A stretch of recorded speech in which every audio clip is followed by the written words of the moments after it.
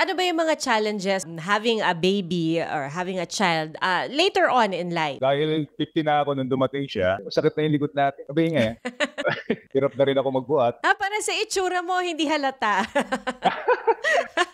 Isa ito sa dahilan kung bakit ako nag-exercise araw-araw eh.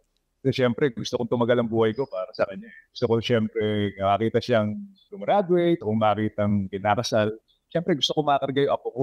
Binibilang ko, by that time siguro, naku po, tayo lolong-lolo na nun. Tinatangka akong magpabata para maabot na ko yung mga. Pero hindi ba ang lakas makabagets na may maliit ka pang anak? Totoo. Kaya lang, minsan malakas din maka-insulto. Ano ba yun? Ay, kasama niyo pala yung apo niyo. Parang hindi ko naman iisipin na ikaw ang lolo. Dahil kaibigan kita eh. Pag stranger na nakakita, ganun kagad ang dating. Ang ganda-ganda naman ng apo mo.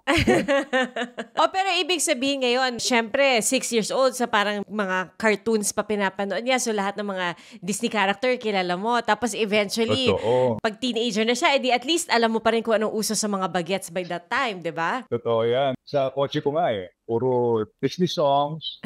Pero ngayon, nag-evolve na siya. Gusto niya, Taylor Swift. Bisa kabisado ko na rin yung mga dialogue ni Peppa Pig. Nakakabata.